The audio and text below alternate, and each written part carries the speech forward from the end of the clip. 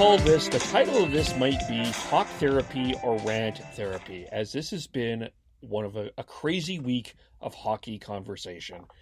If you want chaos, we got chaos on so many levels, and we'll talk about that. Welcome to the Hockey Podcast. My name is Kevin Olenek. You can follow us on Twitter at podcast_hockey. You can subscribe on Apple and Spotify, the podcast there. Say nice things about us as well. And you can also like us on Facebook, The Hockey Podcast. We have a full house today. We have Devin. Hello, Devin. How are you? How's it going? It's going well. Good, good. And we have Chris with us. Hello. Oh, good. Hello.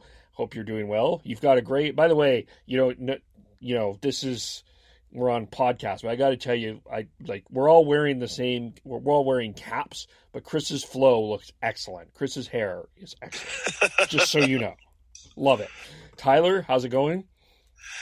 It's all right. It was a bit of a miserable week in Terrace, but the sun is out today, so people are happy. People are outdoorsing again. That's good. Right. And Heidi with pink hair. Hello. Hello. Yes, that's me, Heidi, with the pink hair now. Yes. And I think we should start.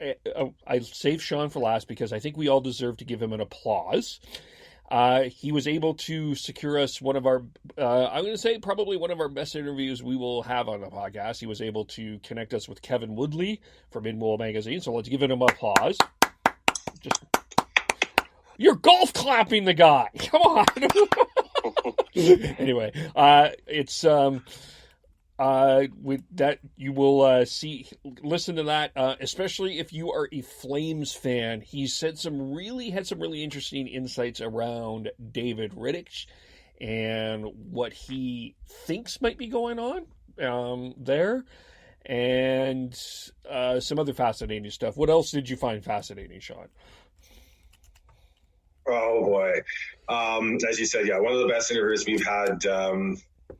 I know I get made fun of a lot for being the center of discussion and being someone who dominates the discussion and talking, but all I could do was sit back and listen to Kevin Woodley talk.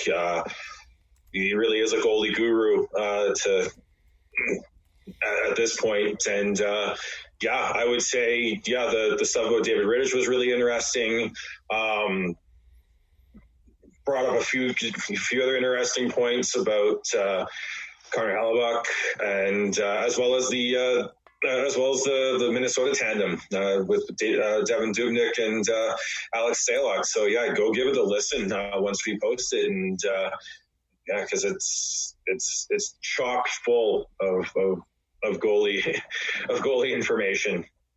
Yes, it was quite fascinating. Lots to get into. As I said, lots of chaos. I think there's going to be a lot of lively discussion and rants. And we're going to go backwards, and we're going to go back to Friday at around 5:25 Pacific time. Jason Spezza at number 2. To build the Los Angeles Kings and a yet-to-be-determined team are remaining. It's time to reveal who has the number 1 pick in the draft. The number 1 overall selection in the 2020 NHL Draft belongs to a team yet to be determined, coming from the qualifying round in the Stanley Cup playoffs. Well, if you wanted chaos, you got it. A placeholder team, one of the losers of the top of the 8 play-in, will have a 12.5% chance to secure the number 1 pick in the National Hockey League Draft. Canucks Twitter, who was unified earlier in the week and singing Kumbaya all together, all of a sudden started yelling at each other and divided once again. So from that drama, it was something. Sean, we'll start with you. Was it Sean we were starting with? Yes? Okay. Sean, we'll start with you. How did you feel about this? Is this the chaos that you've wanted and lived for? Or is this question what we're doing? Oh, it's definitely chaos. I think everyone kind of thought that just the luck or even if you want to throw in conspiracy theories or anything like that, we were going to get at least one of these placeholder teams to win one of the lottery. I don't think anyone expected it to be the first overall at all, but oh boy, it really shook things up. As you said, I don't think it's been just the Canucks fan base. It's definitely divided fan bases across the league now, especially if you don't like Calgary, Winnipeg, like all these diehard fans who understand the math and everything that, if you lose, have a 12.5% chance at drafting Alexis Lafreniere first overall and adding to for some teams like the Vancouver Canucks and are already just absolutely really good young core. It's very, very, very appealing for many people, but I'll say this now, there shouldn't be any math involved if you're being a fan. You should be cheering for your team to win. And if you're cheering for your team to lose because they have a quota, like a 5% better chance at winning the lottery versus winning the cup, I can't do that. I'm not going to be like Tyler. I'm not going to try and call you out and pull your fan card because everyone has their own way of cheering, but I just can't do it. I just can't get behind these people and understand these people who feel like because these numbers based off of we're in completely unprecedented times, and I think you have to throw out some of these numbers as it is now. I'll go right back to with when we discussed with Kevin Woodley. He kept saying that we're in unprecedented times. You don't know what you're getting. We don't know how long when these players from out of country are going to have to sit and for quarantine and all that. So I think a lot of these numbers that people keep spouting out in terms of what the percentage is that teams can go forwards in the playoffs, I think you just toss them out the window and just cheer for your team to win. And if they lose, well, great. You have a chance at picking Alexis Lafreniere and getting a franchise winger who's going to really help you in the long run. But to say that you have a 12.5% chance at winning the first overall pick and therefore I hope that my team loses, I can't get behind it. But that's what the NHL is. I think the NHL is enjoying this because it's giving them a whole bunch of traction on social media and conventional media where everyone's talking about it now. Mm-hmm. Yeah, I mean, I kind of wondered after the draft lottery happened, why didn't they just do all this after the qualifying round? Well, it is certainly to drag it out and get some discussion going and some headlines and whatever. But, Sean referenced that I want to take the fan card away. And the reason why I want to take the fan card away is because I'm just getting tired of this narrative around Canucks fans, especially the ones on Twitter, that we're always cheering for the team to lose. I'm tired of the losing attitude. It's just, I straight up said it's stupid. It's just stupid to be cheering for a 12.5% chance at drafting first. You have a core. You haven't been in the playoffs in, what is it now, 5 years?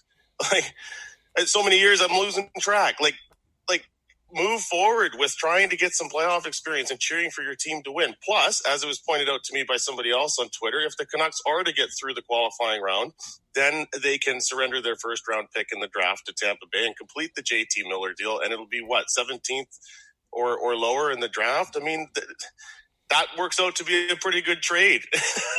Enough of this losing attitude is just pissing me off so much right now. And then, and it seemed like there wasn't going to be any lottery talk with the Canucks because prior to the pause, they were on track to, if not make the playoffs, be just out of it and realistically not, contending for picking for number one with the way the lottery odds structure is. And now it's all flared up again. It's just unbelievable. If you lose the qualifying round, you have an 87.5% chance of picking ninth or lower, and that's what people are cheering for. Give me a break. Yeah, I would agree too. I'm seeing it on the Flame side as well. Darren Haynes put out a tweet the other day about saying, okay, Flames fans, would you rather A, defeat Winnipeg, make the playoffs, or B, have the 1-8 shot at the top draft pick? And 55% said the 1-8 chance at that draft pick. And that pisses me off. There was over 1,500 people who voted in this survey. So that means there's like 800 and some people who think, and 800 and some supposed Flames fans who think that that's right. And that also just, that's bullshit to me. Like, There's a point I forgot to make. I just want to make it. Elliot Friedman in his 31 Thoughts column, talking about the lottery result and the possibility of teams maybe liking the idea of the draft pick. I mean, the only fan base that was referenced in this article was the Vancouver fan base, and that's what bugs me. The narrative that's forming around a losing attitude with Canucks fans it's got to stop. Yeah, and it's not. I'm sure it's not just Vancouver. I'm sure it's, as you said, it's the Flames, and I'm sure there's other teams in there too. Yeah, pretty much any playoff bubble team is probably having to deal with this and within their fan base right now. Like all the ones who just want a good chance at getting a first overall is just going to automatically jump on this whole team tank thing. And frankly, if you're a real fan of your team and you want them to do well, you should cheer for them to do well, not cheer for them to do horribly. And especially with this format now, I mean, it's probably one of the best times, or it is the best time for any team that is in the qualifying round to get to the Stanley Cup Finals. You have these teams and that are on the bubble team, like Chris was saying, that, could potentially get into the playoffs. And then, who knows, you could get into a hot goalie or, heaven forbid, one of the star players on another team gets COVID and is out for the rest of the playoffs or for 2 weeks. So, yeah, I mean, I first of all, I love to see Tyler's passion. I've not seen him this fired up ever. Yeah, it's fantastic. Been stewing on this for 2 days. We came out with an explosion. You know what? But I do see the other side of it because this is the first time that you could potentially get the first overall pick by losing a qualifying round, period. So I can understand the hype behind it and why fans want that chance, because that's the best chance that probably they've had in a very long time to get first overall. And to get a great player like Lafreniere, I understand it, but, you're in the business to win hockey games. You're in the business to win the Stanley Cup. So shut up. Go ahead. There's one thing that people don't quite understand and don't put into their thought process when they're thinking about this is the process of building a team and building a contender and going through losing in the playoffs and playing in the playoffs is so huge for these teams. You look at the last few teams that have won the Cup, St. Louis and Washington specifically. They went through it and they had to go through playing in the playoffs multiple times. And then you go through some of the top teams throughout, like Pittsburgh. They went into the Stanley Cup final. They lost the cup one season, went to the Cup Finals, lost to Detroit, and learned from that. Chicago had to lose to Detroit as well, and they learned from that. Go all the way back to the 80s and the Edmonton Oilers, who are just all going to end up in the Hall of Fame at some point, apparently. Yep. They lost to the Islanders. They had to go through that and learn from that. You can't learn if you don't get in. Yeah. You can't learn how to play in the playoffs if you aren't playing in the playoffs.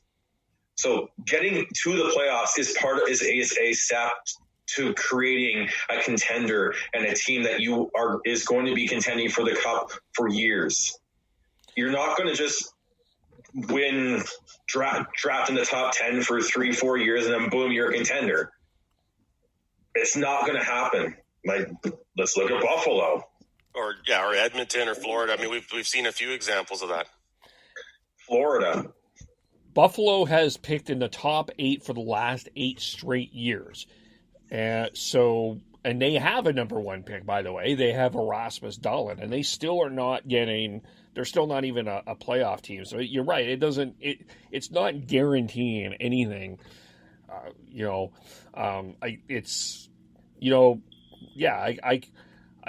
I guess in some senses, if you don't think your team has a chance to win, I understand sort of that logic of that hope. But in losing, I agree, Sean. There are ways that you can learn to win. And even looking back at the Oilers, you mentioned the Islanders. They also lost to a team that they were about 50 points ahead of in the standings, the Los Angeles Kings back in 1984. So they had to take that pain before they became a dynasty as well. So that is important.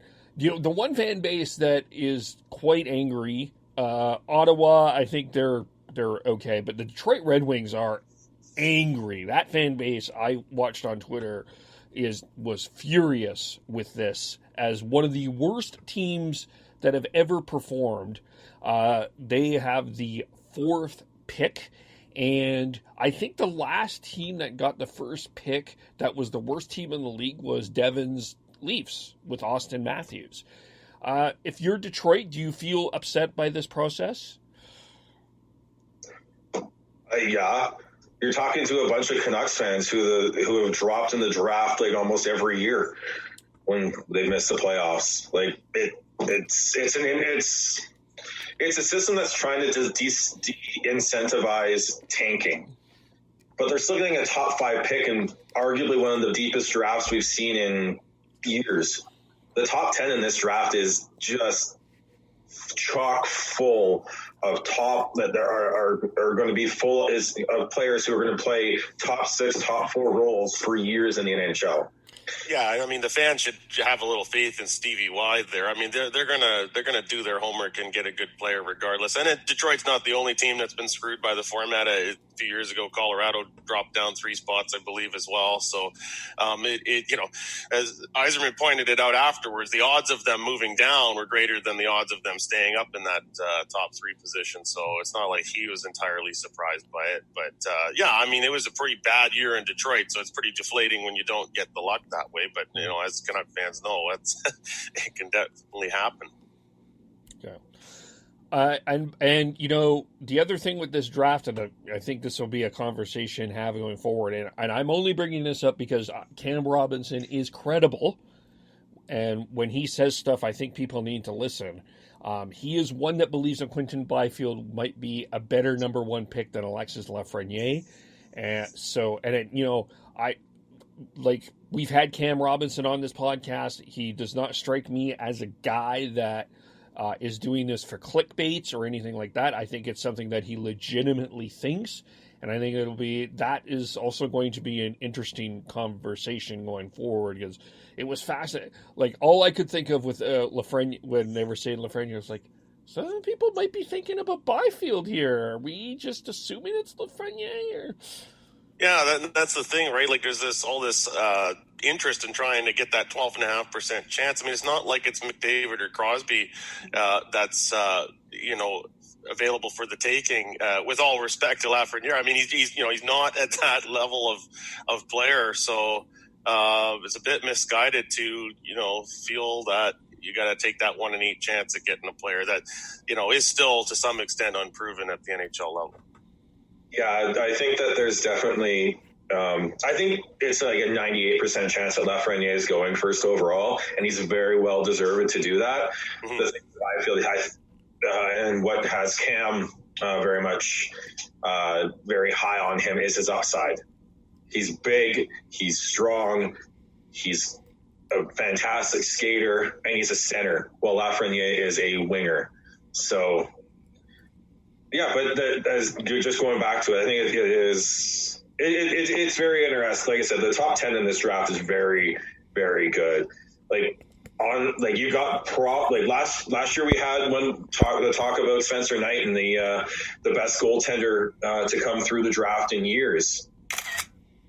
We now have someone who's even better in Yaroslav Askarov. Detroit could set themselves up for years by drafting Askarov at 5 and be fantastic. They've got some top end talent up front. They've got the German kid they drafted last year, sorry, blanking on his name, to pick to anchor their blue line for years, and you get a goaltender. You build goaltender blue line out, and you're set. So I don't think once the emotion comes down and they come, Detroit can come out of this looking really good. And we talk about as Canucks fans losing the draft lottery. We've had a couple big W's in the draft with getting the best player in Elias Pettersson in his draft year, and I wouldn't be surprised if come 5-6 years down the road that Quinn Hughes is in that same discussion even with Rasmus Dahlin.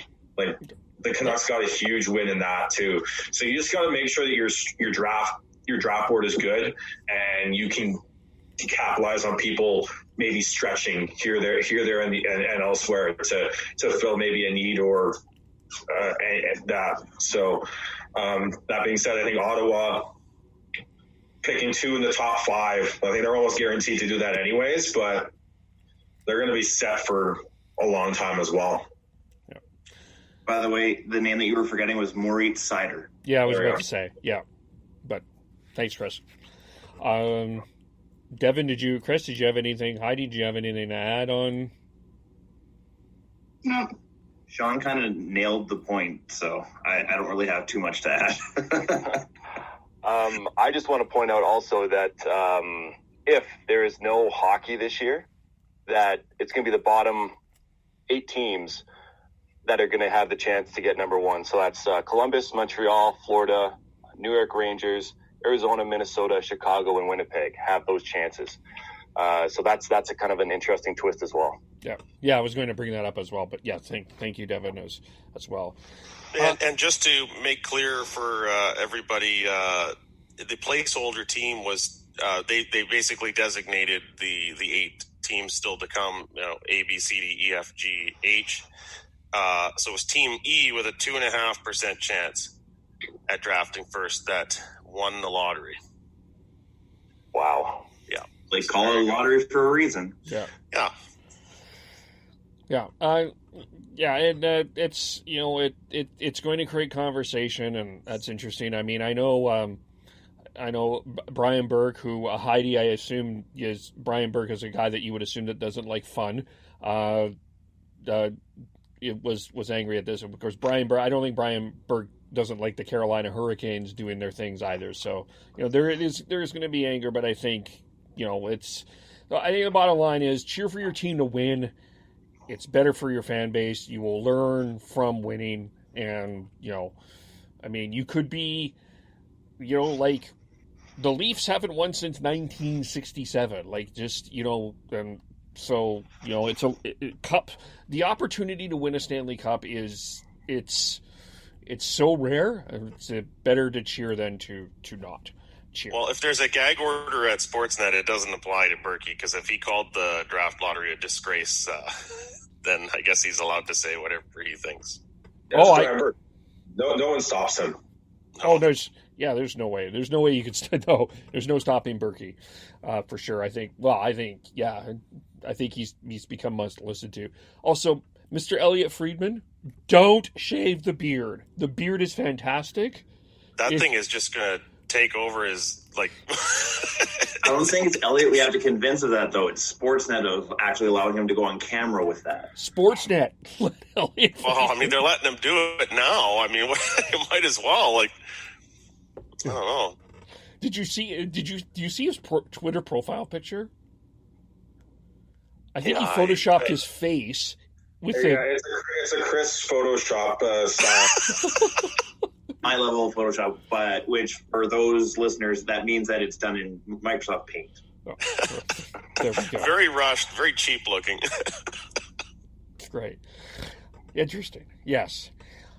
So, let's move on. Speaking of, as Devin mentioned, the tweets of if we don't play, the drama of the hub cities hit this week. Earlier in the week, there were confirmations that it was going to be Vegas and Vancouver were going to be named the two hub cities. As the week went along, there were reports that it hit a snag in Vancouver, to the point that the Vancouver Canucks sent out a statement that they are not going to participate in the hub city thing, and they are out, which has now left 5 cities into this hub city thing. Just want to play a little bit of the press conference from a couple of days ago. This is Adrian Dix talking a little bit, and then I have I'll ask my question. Oops, hang on. There we go. None of this is definitive for those jurisdictions. Of course, we're hoping for the best, and in cases of all these jurisdictions, there are people working extraordinarily hard. But 115 cases. In Nevada, they had their highest day on June the 20th. That was 452 cases. In California, they had their highest day on June 23rd. That was 6,712 cases. And none of this is definitive for those jurisdictions. Of course, we're hoping for the best, and in cases of all these jurisdictions, there are people working extraordinarily hard. But we just profoundly believe that the strength of what we've said to everybody is the strength of public health here in BC, that should be a primary concern, and that's our primary concern. And that includes the athletes who come, the players, the coaches who come, the officials who come, and everyone who's taking part in the event. So we think that the efforts we've made in BC to flatten the curve are a strong reason why Vancouver is an excellent site. But we understand. So, this leads me, in my opinion, to believe, no matter where you stand on this, I think that the conclusion I come to is that the NHL, I think, lost a little bit of a PR battle this week. And I might, instead of focusing on praising Dr. Bonnie Henry, which has happened a lot and we've done, and that's fine, my question that I want to ask is, has the NHL done an effective job in communicating what exactly the plan of the bubble is? No. I haven't heard much of what NHL is wanting to really do. We might hear snippets here and there, but nothing is in any kind of full detail. So it's so hard for the rest of us to sit here and make decisions and speculation and everything when we don't actually know what the NHL is even discussing with these other cities. Yeah, they may be discussing it with the teams, but as far as fan knowledge, we're pretty clueless as far as what the NHL specifically is wanting out of these hub cities. Oh, Tyler, you're on mute.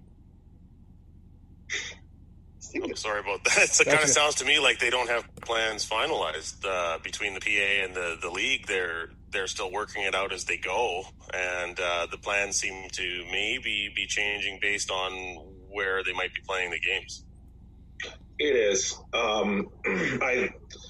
There's two things. I think the NHL is trying to keep this as quiet as possible, which is absolutely impossible right now, especially once you start dealing with governments, because that has to be public. And then you throw into the fact that BC's bought into Dr. Bonnie Henry, and she's basically their mom at this point. They're going to lose. They were going to lose that PR battle no matter what, because all the NHL is looking for is control. For better or worse, all they're looking for is control over what happens if a case comes into the bubble. And BC wasn't willing to do that, and from everything I gathered, that's why they moved on, and I think that's fair on both sides. And I don't think we should be vilifying either side, especially the NHL here. I know everyone wants to vilify the NHL for that because it's such a scary and crazy time, and a lot of people don't want the NHL to come back because of how scary and weird and not normal this is. but they're just looking for control. And yes, the plans aren't concrete, but they have an idea. But they're not gonna express it to the general public until they know exactly what's going on, because it could change. Like, we don't even know if they're going to Vegas now, because you look at the numbers in the States and even Vegas now, it's insane. Like, there's a good chance it is Edmonton and Toronto, and as well as the bids have changed too. Toronto's original bid was not good enough at all, and now the Toronto bid includes the CNE grounds, which is acres of lands that they can bubble and allow the NHL players to have outside access and not be stuck in a building and their hotel rooms. So I don't know how much more the NHL can do without really putting themselves in a bad position in terms of when things change, because things are going to change. Every day something else happens, and something else changes because of just the situation we're in. Go ahead, Devin. I have an idea, but Devin, go ahead. Just with the amount of cases like in Canada too, it's rising, not the same extent as the U.S., but so I agree with Sean. I believe that it will be Edmonton and Toronto, and it actually will help save money as well because of the Canadian dollar. Well, I hope the players, for the players' perspective, if it is Edmonton, I hope they're not surprised, and it's not based on a video that was sent out earlier in the week, which was not of Edmonton, but of Alberta. That was nice. They might be surprised to learn that Jasper's not close to Edmonton.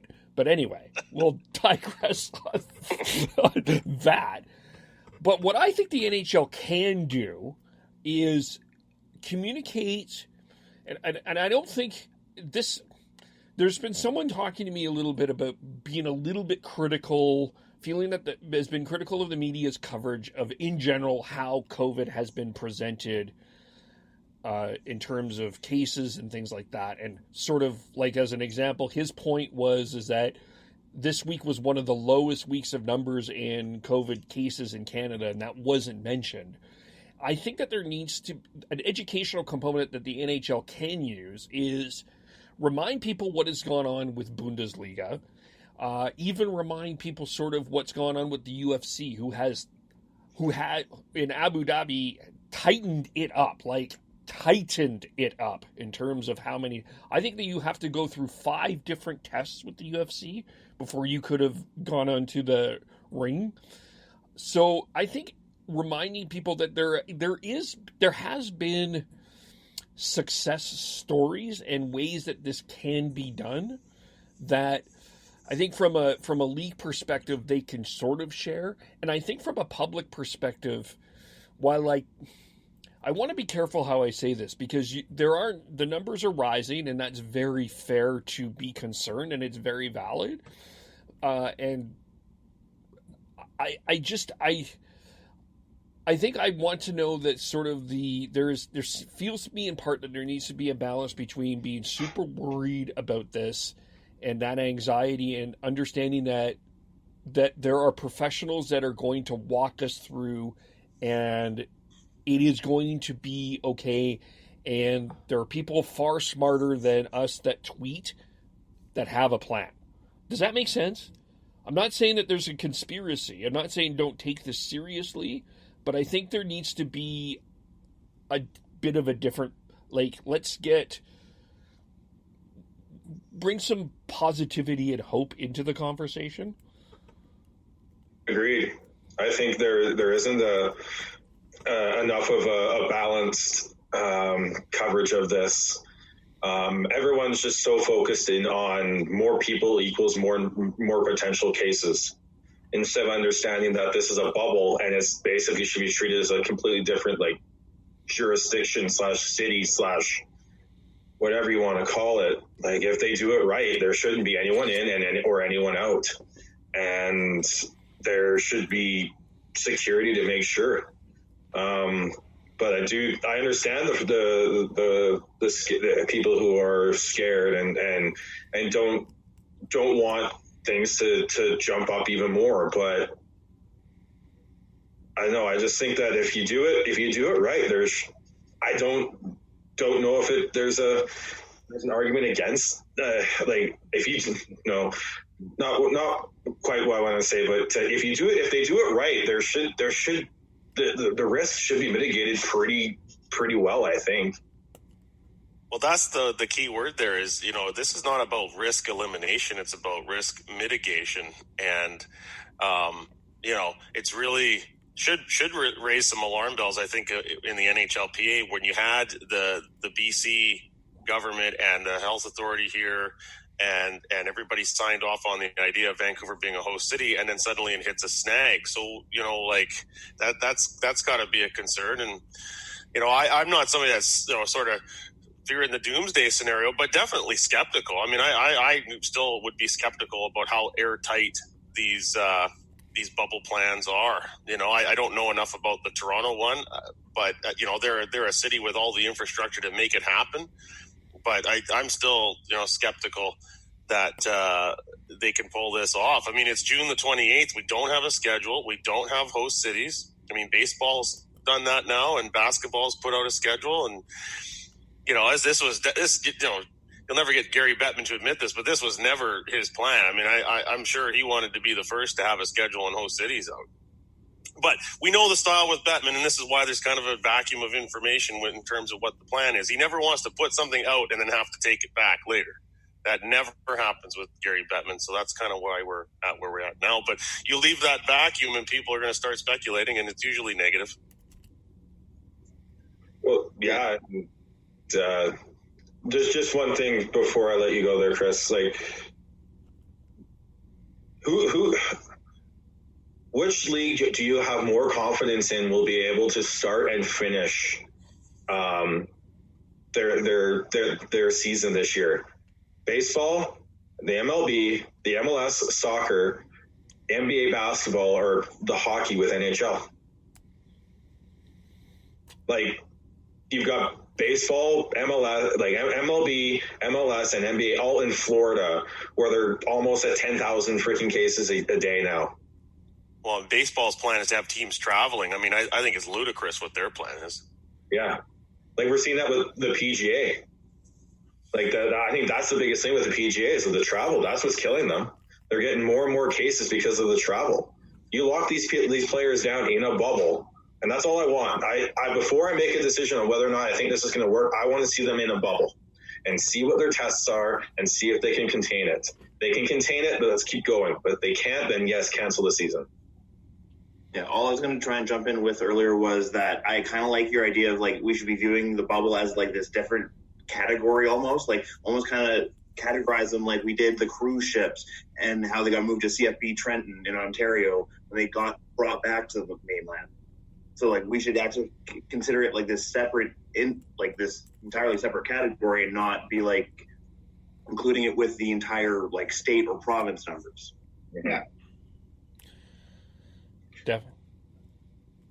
I don't have much to add. Once again, Sean just steals the show. I'm just kidding. As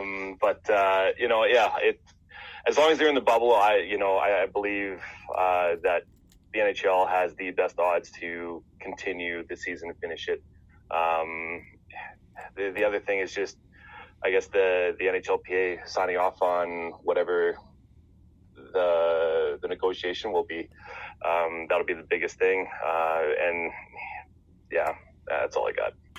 I think Devin's provided a little segue there. The fact that all of this return to play plan and a CBA extension is going to be put to a full NHLPA membership vote. I mean, it'll be interesting how it turns out. I mean, I think it's pretty safe to say it'll be over 50%, but, if it were only 70% in favor, that wouldn't surprise me. I think there's quite a number of players out there, especially veteran players with families that are reluctant about even coming back at all, and wouldn't surprise me if, say, 30% of the league is feeling like, screw it, let's just try again next season. So let's see how that goes. I mean, Kevin BX has hinted at it, that he's hearing from a lot of guys to just cancel the season and try again. Ryan Kessler was on Twitter going on about escrow, and So we'll see. I mean, it's being presented out there as if it's this automatic thing that's going to happen, and we're not there yet.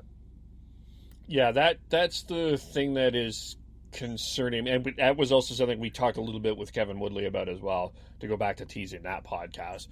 But there is a lot that has to get done. And according to Elliot Friedman on 31 Thoughts, it's not going to be a full CBA, but some sort of modification that they're working towards, was what I understood him to say on that.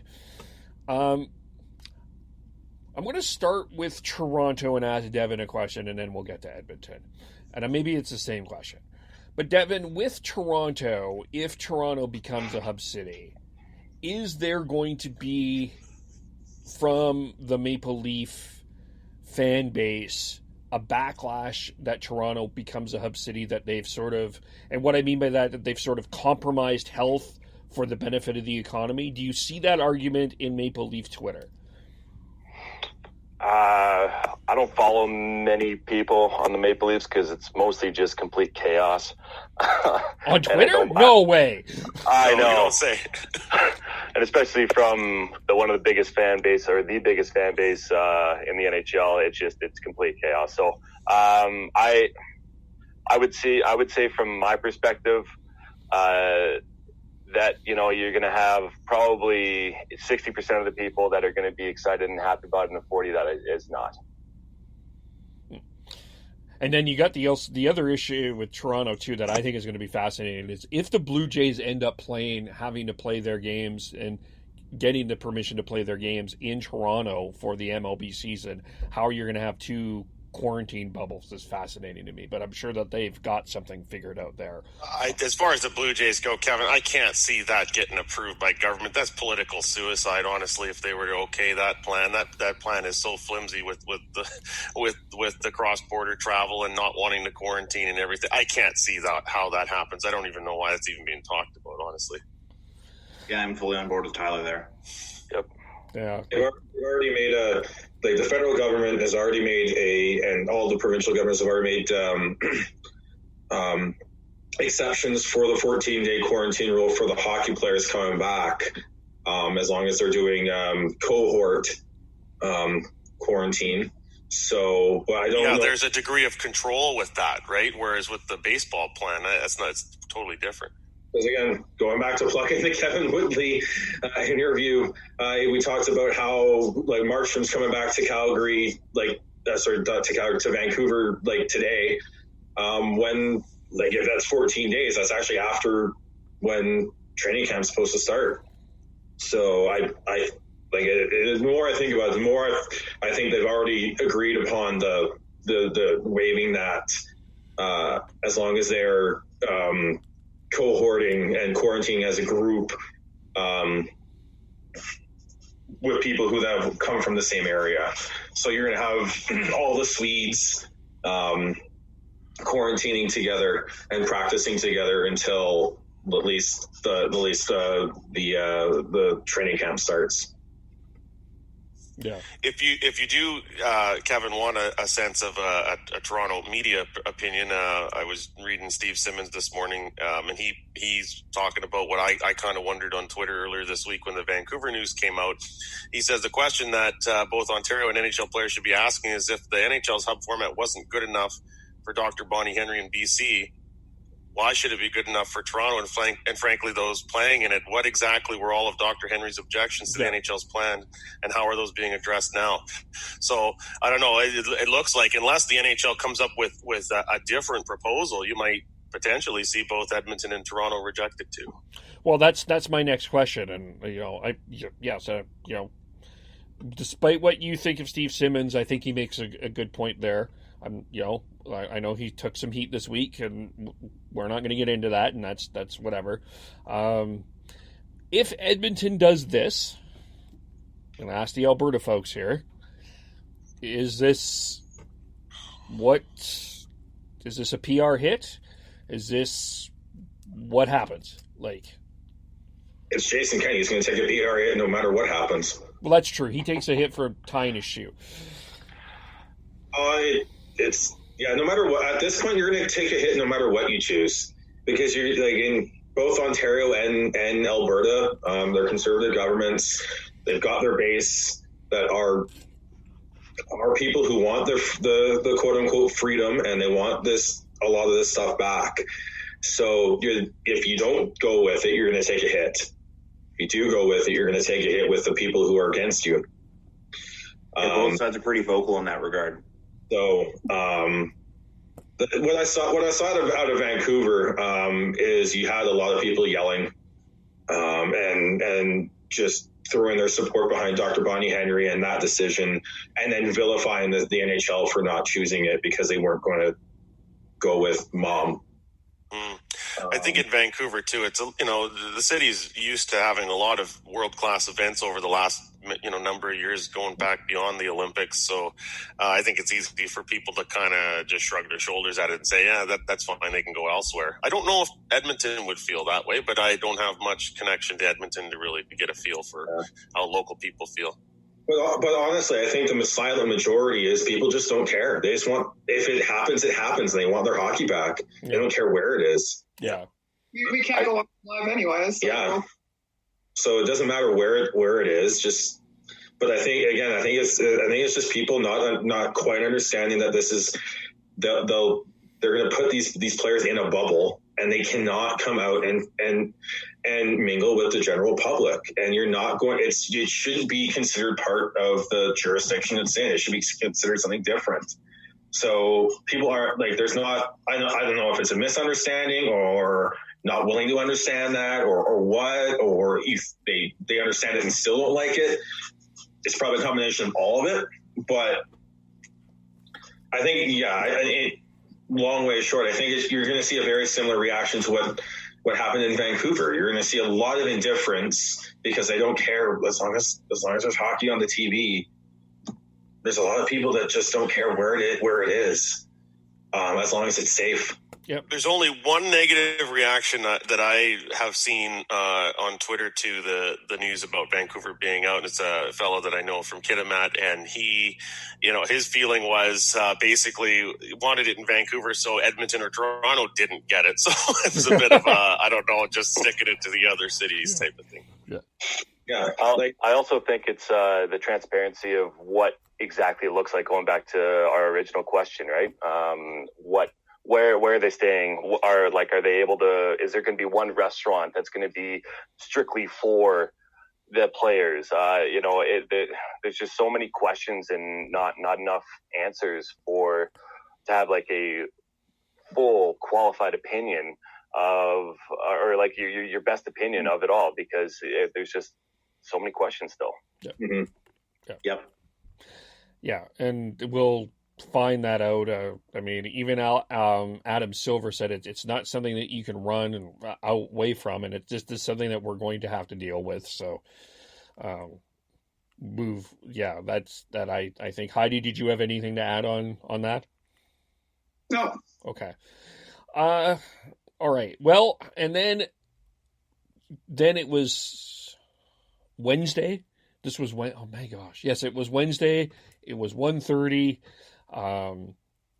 It was time for the Hall of Fame announcement, 1:30 here, and where I am in BC.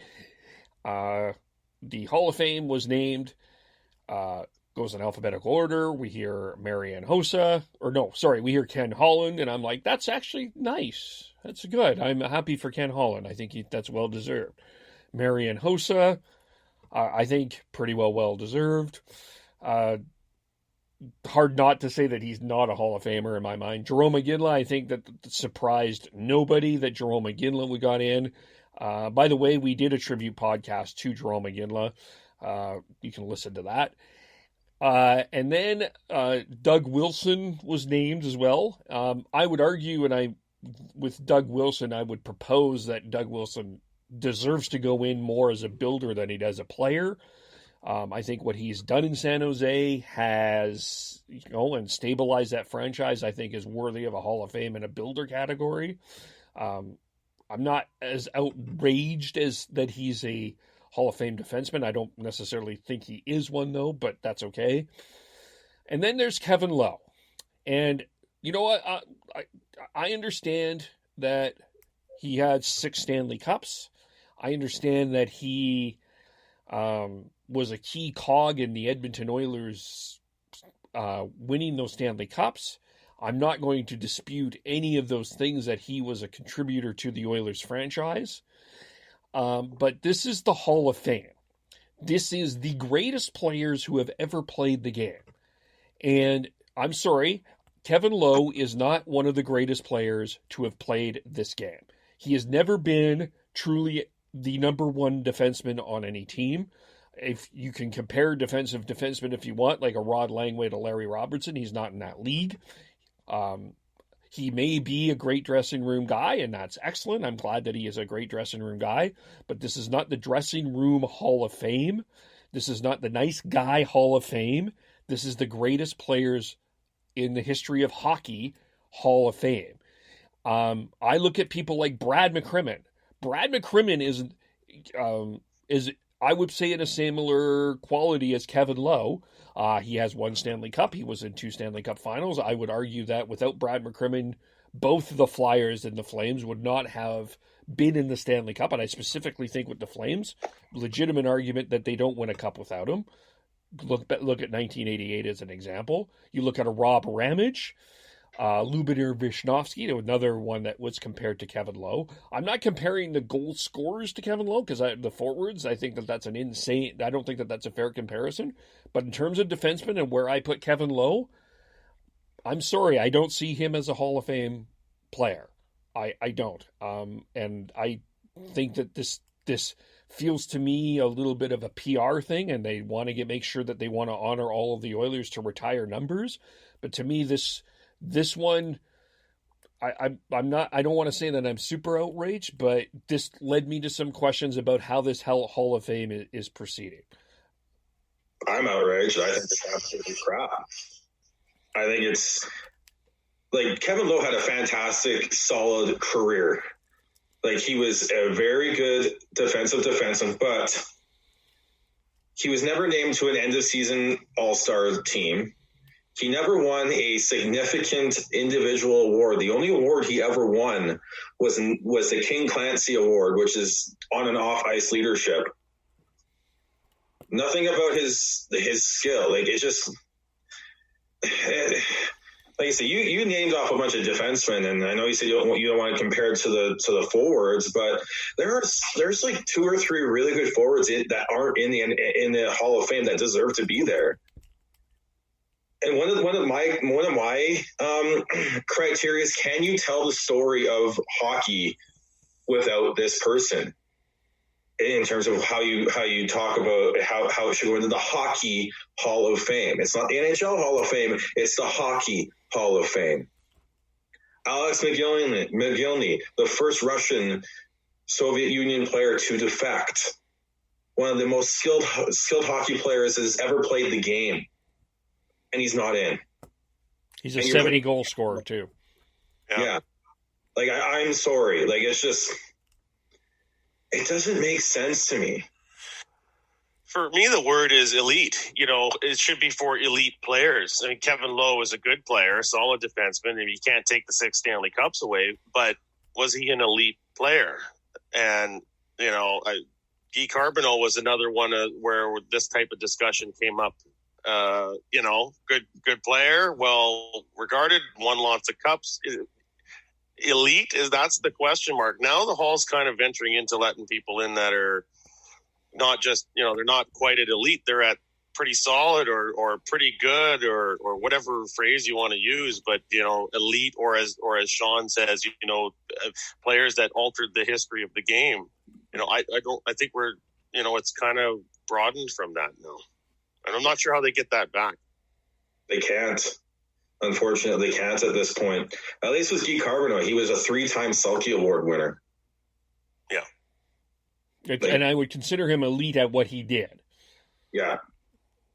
I wouldn't call Kevin Lowe elite at what he did. He was very good, but he wasn't elite. And yeah, to jump off of Tyler's point, like, once you kind of cheapen the process of it, then you, and as Sean added, you can't really bring that back. Once you make a pure metal into an alloy, you can't bring it back to a pure metal again. Like, This is science. We just went next level on the podcast. That's a new level. Give us more of that, Chris, please. Yeah, I try, but I'm, it's not something that by the way, I'm plan, clipping it just that. comes.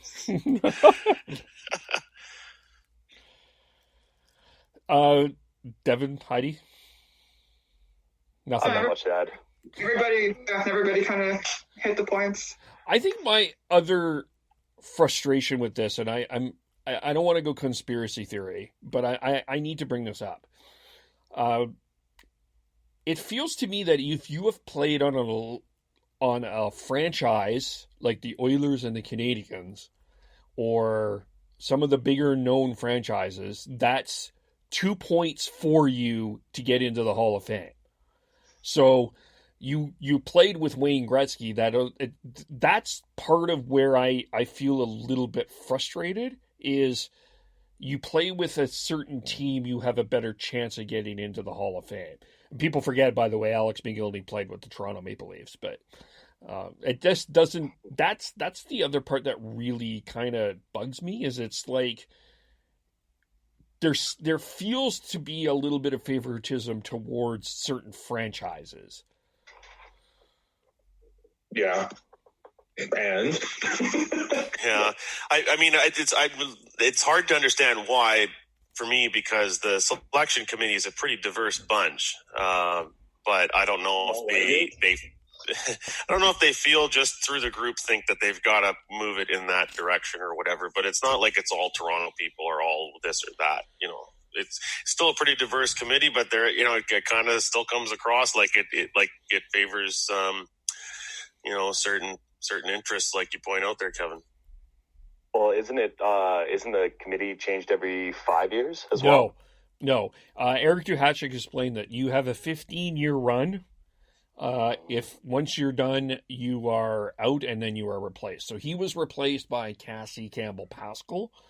And then there was a couple of other replacements as well. I can't remember the names of that, but you have a 15-year run. And he basically, from Duhatschek's perspective, because that's the other thing, you can't talk about Hall of Fame voting. You can't explain how that process works. He wasn't surprised that Kevin Lowe got in. That's one thing he did say. But it sort of frustrates me how it doesn't sort of. It frustrates me the secrecy behind it, because I do think that there needs to be some sort of transparency of how people voted and some sort of explanation. Mogilny, I think Daniel Alfredson is a bit of a snub. Fleury, I think, is it's an interesting argument. I mean, you look at his career from a pure hockey sense, which is what we should be evaluating on. I think yes, he's a Hall of Famer, but this perception of where he is at right now, I don't know. I'm going to jump in there, Kev. He has 1,084 games with 1,088 points. He's over a point per game. He's 61st in scoring. He's won a gold medal and a Stanley Cup. Yes, there's been a lot of controversy with him back in the past, and he's tried to rectify that, and he got suspended. Garrett Bettman suspended him, and he actually came back and played preseason. And actually, I went to go see one of the games that he was playing, and he played pretty well. But I truly believe that he needs to be in the Hall of Fame, personally. Just to clarify, Devin was talking about Theo and Fleury. Yes, sorry. Yeah. Did I not specify that? Yeah, no, that's fair. But I mean, I think they're just the controversy around him. I think that's leads to some people to have that question. But that's all. I agree with you in terms of pure hockey. Absolutely, Theo Fleury is a Hall of Famer. And what he was able to do as a smaller player too, right? That's the other part of it. Like, there's that uniqueness factor to it. Yeah, I feel like there's a lot of Flames fans, or even just Theo and Fleury fans, that feel a similar frustration as like what Canucks fans did in regards to Pavel Bure when he finally got inducted. It's just like how long is he going to be snubbed for before it actually happens? Yeah. So let's quickly, we'll talk about Mogilny in a second here, but I want to ask about the Sedins. and whether you feel that they are going, because they're eligible next year, do they get in as first ballot Hall of Famers? I would certainly hope so, but I also admit that I'm biased. I don't know. I think they should as well. Again, they were elite for a lot of their career. It's such an interesting story. You can't tell the story of hockey in that era without the Sedins. So I think I think they should be, but we've been. I thought Mogilny should be in for years now. So I don't know. The other question is who else is eligible, right? I think Datsuk was also one. There was like three other ones that are. I can think in my head, but I just can't remember the names off the top of my tongue. Yeah, it wouldn't surprise me if they don't get in the first year of eligibility just because of who else may be under consideration and has been waiting for a number of years. But, I don't think it'll be long before they're in. No, they'll definitely get in there. If you're looking at first year eligible, it's the Sedins, Henrik Zetterberg, and Rick Nash. I think that'd be a fantastic as it is. And then some other ones that are also in like the conversation, but not necessarily first ballots, is Giunta, Mike Fisher, Patrick Sharp, and Scott Hartnell. And they all shouldn't be. No. Sergei Gonchar, still not in the Hall of Fame. Yeah, it's interesting. Other names. For Gonchar, yeah, he was elite in the longevity of his career, for sure. But I don't think he's a Hall of Famer. Really? I do. I would vote him in. You said the E word, Devin. You said elite. Well, I think we could feel that he's more deserving than Kevin Lowe, do we not? Or yes. Yeah. And also congratulations to Kim St. Pierre. She got in as well. Carolyn Olay is nominated next year as well. Heidi and Devin, Jerome Mogilny. I don't think I know, Heidi, you did. Were you following when Mogilny was at his height? You weren't following as close? I was like just getting into like kind of like following hockey and stuff around the time of Iggy. So so I was really excited to hear that he obviously got into the Hall of Fame. That I knew that was going to be a shoo-in, and if it didn't happen, I would have been raging on the internet like everybody else.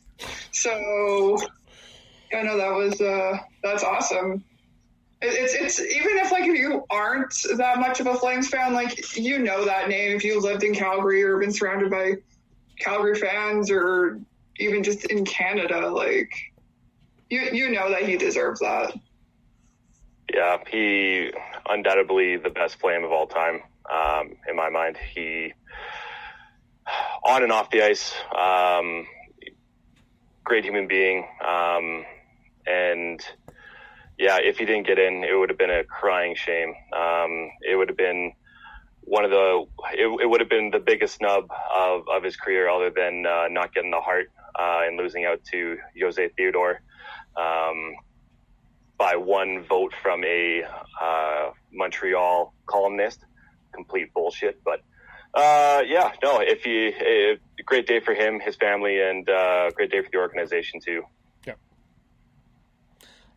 Well respect no matter what. I think that's Jerome was probably one of the most respected players of our time for sure. So there on that. Lastly, hold on, Kev. I have one thing. Oh, sure. Yeah, sorry. We only inducted one woman this year, and Kim St. Pierre, very well, best goalie that Canada has seen. All respect to Madame Rayom and Shannon Zabados, but Kim St. Pierre for our generation, for goaltenders, women goaltenders, is someone everyone knows. But why are they not inducting two? There's so many women that deserve it as well. All right, I don't understand that. I don't know. I think that comes back to that Hall of Fame, that voting transparency. Mm-hmm. I don't know. I think that that has to be fixed in my mind. Is it a hot take to say that the NHL has the worst Hall of Fame process out of the 4 major sports? I think the best is MLB because it's transparent. I don't know what the process is for the NBA and the NFL though.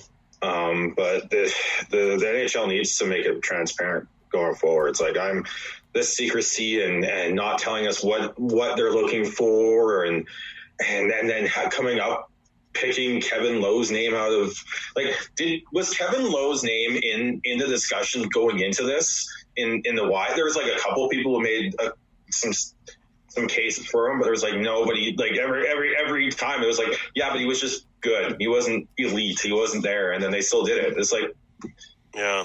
Well, and at least tell us how many votes he got. If you don't want to out individual voters' preferences, that's one thing. But at least give us something to add transparency.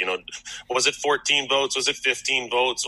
Just tell us. And then baseball does that, as Sean points out. Yeah. Yeah, I don't know enough about the other sports to be able to have an opinion on how they do it, but I definitely feel like the NHL could definitely be a lot more transparent and forthright as far as how they come across the process. I second Chris. Yeah, I agree.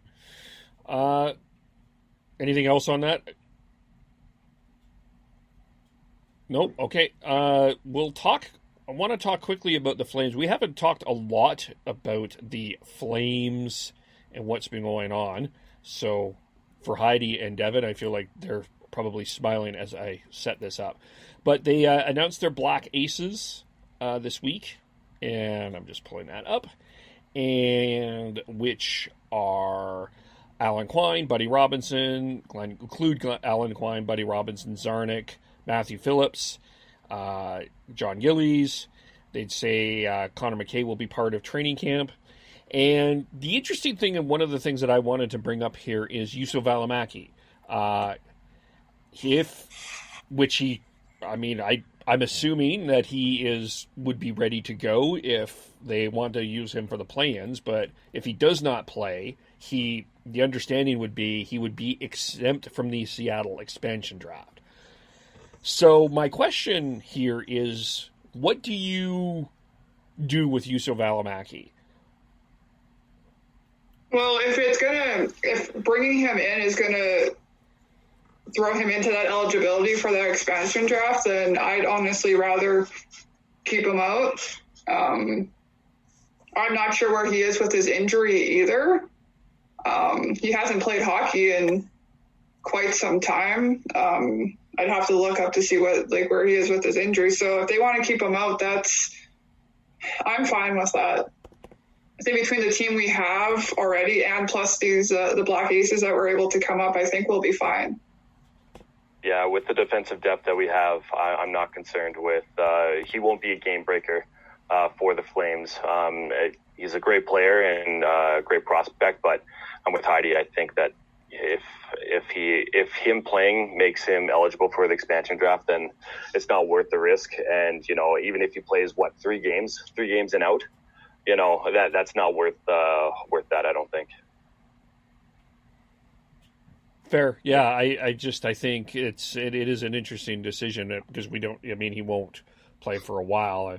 I tend to agree with you. I don't think that he should play, but he certainly, I guess that the one concern is where the Flames are at defensively and where we haven't played in 100 years, it feels like, so that is tough. But I guess that may also come down to what the training camp does as well. But I think it is interesting to see where that is. Are there any of these Black Aces, or is there any particular surprise or anyone that you're particularly interested that you hope gets into the lineup?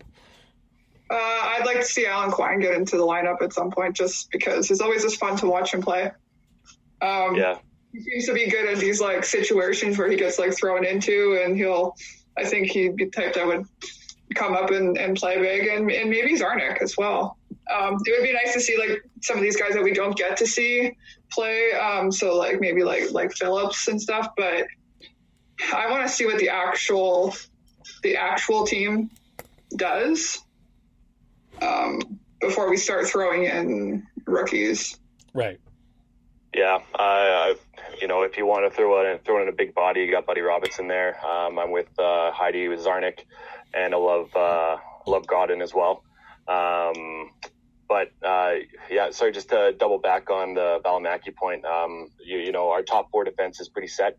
Your bottom pairing is either going to be Forbort, Gustafsson, and Stone kind of mix. So, sorry, I just thought I'd throw that in there. But I actually almost forgot. On there. Yeah, I'm like, who? Well, just again, this talk just brought me right back to the Kevin Woodley interview. Go listen. He talked about how David Rittich was faced. I think it might have been like 4th or 5th or 6th in that range. Toughest, the most in pure numbers, the most 4th or 5th or 6th most high danger chances in the league as a goalie.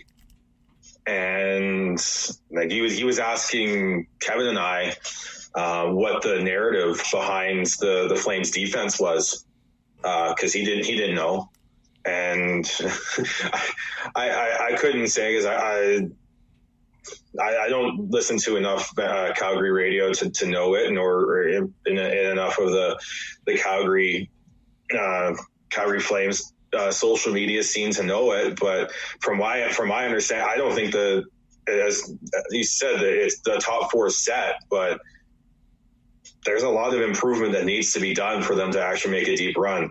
If they feel that Valimaki can contribute to that, I think they have to look at it. But as he says, I think it was Heidi that said that he's been off for a long time. Mm-hmm. It's coming up to a year now. Yeah, I don't know if he can, so might as well play it safe and take the road of caution and make sure you don't have to waste a protection spot on him. Yeah, and I mean that we'll have to that expansion draft is going to be absolutely fascinating. But Gustafsson, I think I really liked what they got for Gustafsson. This guy played in 5-6 defensemen that you can use in power play situations. I think that helps. Forbort, go back to the Woodley thing. Forbort is one of those defensemen that I think goaltenders like. So I think Woodley talked about that in the podcast a little bit as well. He talked about. Actually, no, it was off air. Talking about how Luongo was not a fan of losing Eric Goodbranson when he got traded to Vancouver, because he was a guy who blocked out and was a good net front guy, was able to control the front of the net, and goalies like that. And so I think those. I like Gustafsson too. I have a take that I don't know if Devin or Heidi are going to like, but I say you need to get Giordano off that first power play unit and put Gustafsson on it. I think he's a better option for them. I wouldn't hate seeing that, just to see how that goes. Totally. Listening to the morning show 960, Matt Stajan has been very vocal about keeping Giordano on there. And, I think there's a bit of a bias because he's a buddy of Gio's, but, being your number one defenseman, you need to, maybe take him off of those minutes of the power play, even though it might give him some confidence. He is older. He's in his mid-30s now, so the less that he plays is probably better for him. And you have Gustafsson, who I believe got 50-plus points in Chicago 2000, or I guess it was 2 years ago. to replace Duncan Keith on the number one power play. So, I don't think that's too big of a hot take there, Sean. I think everybody agrees with that. Yeah. Go ahead. Sorry. Well, yeah, and especially with the way this restart's going to happen, it's going to be sloppy hockey. You're going to have I think you're going to have a lot of penalties, at least to start, because you're going to have to I think the officials are going to have to rein it in and make sure that they have control over the game. And again, I think that is something we need to. I think we should have a good talk about. And luckily, we've got a ref on the podcast to discuss that. But how the games are going to be officiated may dictate how that bottom pair looks for the Flames. We did address this a couple of weeks ago briefly. I kind of feel like there's going to be some pressure on the referees to let it play a little bit, because they're, if it's sloppy and they're calling it tight, you're not going to have much flow. And the NHL really wants this product to be exciting coming back, especially without fans and the atmosphere, losing a little bit of its luster. So I don't know. It'll be interesting to see. I would guess that it's going to be a bit on the let him play variety there, at least to start. Mm-hmm. How would you ref? Would you look at this and say, okay, let's get the sloppiness out of the way and let them play, or would you personally just lay the hammer down? Well, I think you got to do that in the exhibition games. That's the place to do it, and then everybody will get the message. Well, hopefully get the message fairly quickly. And then when they get into the games that count, I think it's going to resort back to what we typically see in the playoffs, where it's not as tight as the regular season.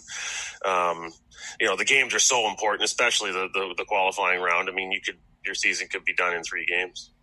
Yeah. And then I guess the other thing that I think will be interesting as we wrap up here is how the play-in games are going to be officiated, and how the round-robin top 4 seeds are going to be officiated. Because I wonder if that's going to be different.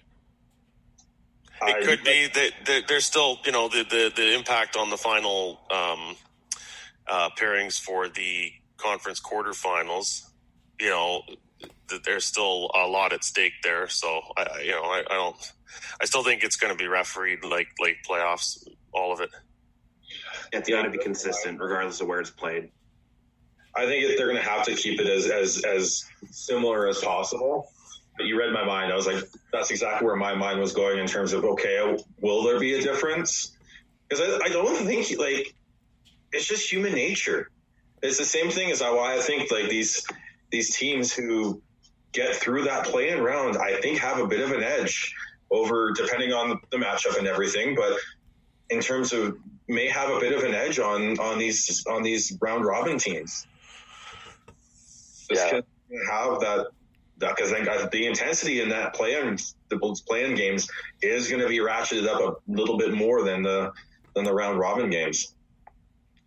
I think it'll come down to coaching with that as well, making sure that your team's ready as a coach, and that they take it seriously, because, there might be a bunch of them that be like, okay, well, we can ramp it up a bit later, but, there also could be the factor of, they haven't played for a while and everybody's jacked to get going too. So, yeah, it's going to be very interesting. Yeah, it'll be fun.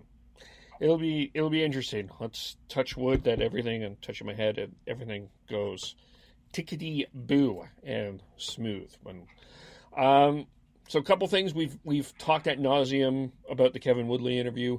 Paul Figler from the Dub Network is going to join us this week, as they are relaunching on the 1st of July, sort of with a revamped look, and fascinating where the WHL is at, because we talked a little bit about that, about a couple of ideas where the WHL is at. We talked about that last week. So it's going to be interesting to hear that perspective and see where the WHL is going forward in the event of COVID-19.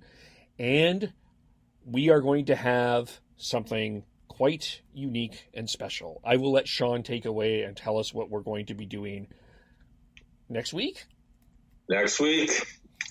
So and we all know that there's not much actual content, so we're going to try and do something a little bit different. Each of us is going to try and build a 2-line team, 2 defensive pairs, and a starting goalie based off of a draft of all the players on the Canadian teams. And despite Kevin's protestations, Connor McDavid will be involved. So, but we're gonna do that next week and see, and then we'll maybe have a vote or figure out who drafted the better team. Yeah, we'll figure out a way that you guys can vote on which team is better, in some way, shape, or form. To defend myself quickly, I thought it was pretty obvious who would be the number 1 pick in this, but the more I think about it, I don't know if that my personal view on that has kind of changed. I'll say that. Well, remember, Leon Draisaitl's the front runner for the Hart Trophy this year, so. Yeah, I think it depends on how you look at your team. So I will say that. So how do we follow everyone? I'm at Heidi Amazeballs, HEID Amazeballs on Twitter and everywhere else. I am Beardy Canuck 03 on Twitter. I'm on Twitter at TNoble, TNOBLE. I am at Schneids on most social media. I'm Gordhouse09 on Twitter. How are you doing for followers, Devin? I think I'm still at 14. Okay, we'll bump that. Everyone go follow Devin. Everyone follow Devin. And I'm at KEVOLE. Of course, subscribe on Apple and Spotify, and follow on Twitter and Facebook as well. And we will talk to you all soon. Bye for now.